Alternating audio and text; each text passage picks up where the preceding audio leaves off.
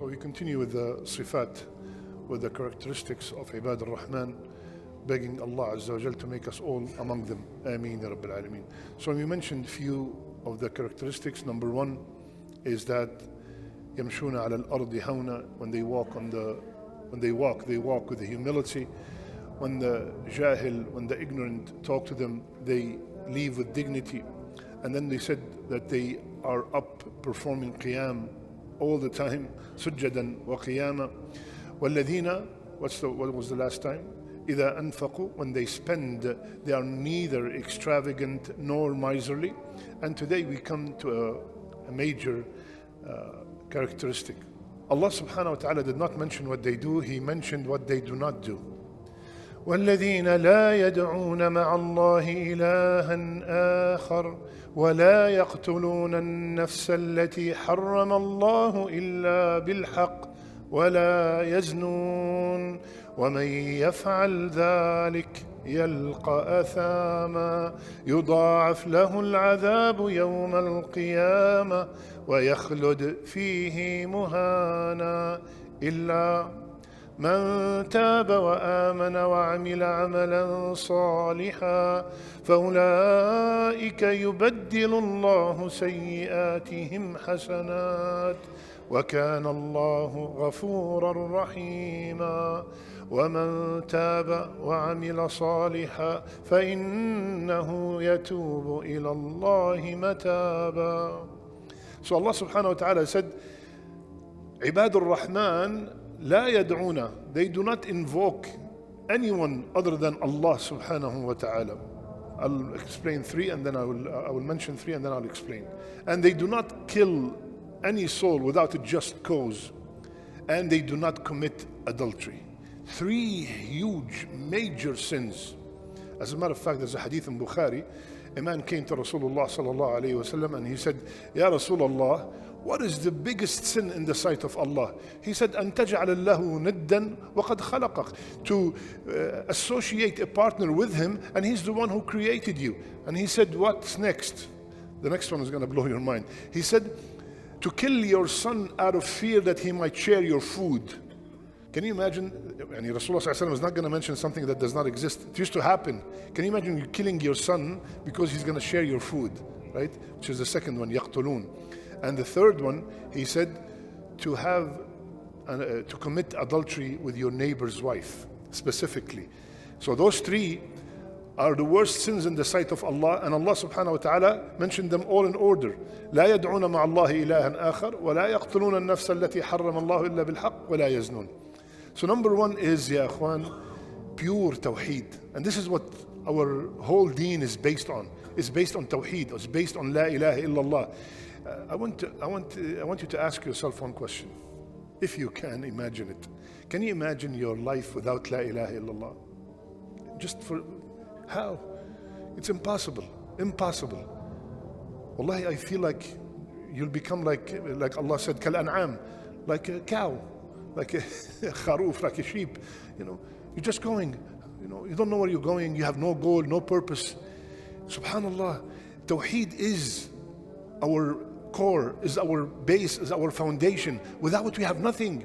So Allah subhanahu wa ta'ala started, these people, they do not call into the graves. They do not call the trees. They do not call into a cow. They call upon Allah Azza wa Jal only. Ya akhwan, what is Dulum?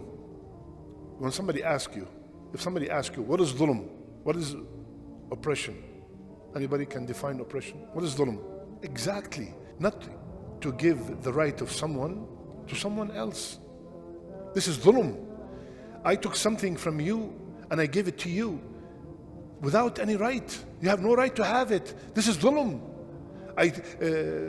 Your brother took your piece of land and he gave it to someone else. This is Dulum. This is my land. Similarly, when we worship other than Allah, not only Dulum, Dhulmun Azim, Allah called it. This is the right of Allah only, and you're giving it to someone else. This belongs to ibadah, is only to Allah, and you decided to worship someone else. When you call, إِذَا سَأَلْتَ فَاسْأَلِ اللَّهِ, when you ask only Allah. Now you're going to the graves to ask them. You're giving the right of Allah to someone else. This is ظلم عظيم.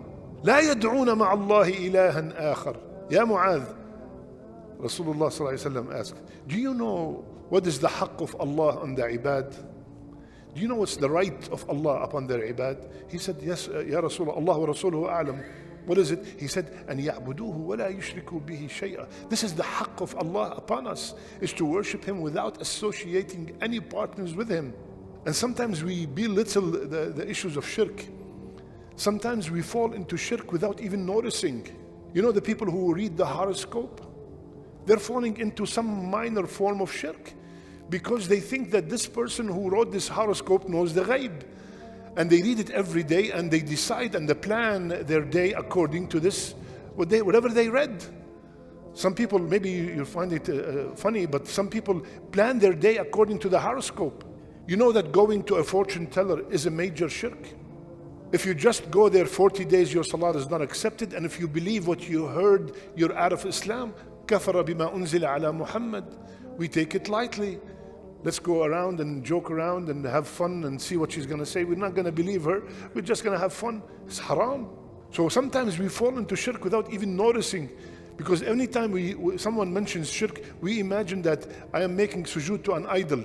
We think that this is the only shirk. This is a major shirk, absolutely. But this is not the only shirk. We might fall into shirk without even noticing. So Allah subhanahu wa ta'ala, one of the characteristics of these people is لا يدعون مع الله إلها آخر. They do not call upon anybody else other than Allah subhanahu wa ta'ala. And we are in the nights of dua and the days of dua, ya akhwan. So please make the dua sincerely from your heart. And like I mentioned yesterday in the short khatira, and I will end with this because it's a weekday, and I will continue the rest inshallah ta'ala in the next days. Don't worry about how. We always worry about how Allah is going to solve this problem. How? It is cancer stage 4. How? It's $1 million debt. How? My son is already misguided. He's gone. He's left Islam. My daughter is, forget it, she took off her hijab. How? Don't worry about the how. Get busy with the dua. Get busy with the begging. Leave it to Allah subhanahu wa ta'ala. Leave it to Allah azza wa jal to find the solution. He is the one who told us, I will provide for you. And provide here is a solution for anything from sources you've never expected. Never expected. So inshallah ta'ala, the first characteristic from those 3 is that they do not commit any shirk. Inshallah, we'll continue on Thursday.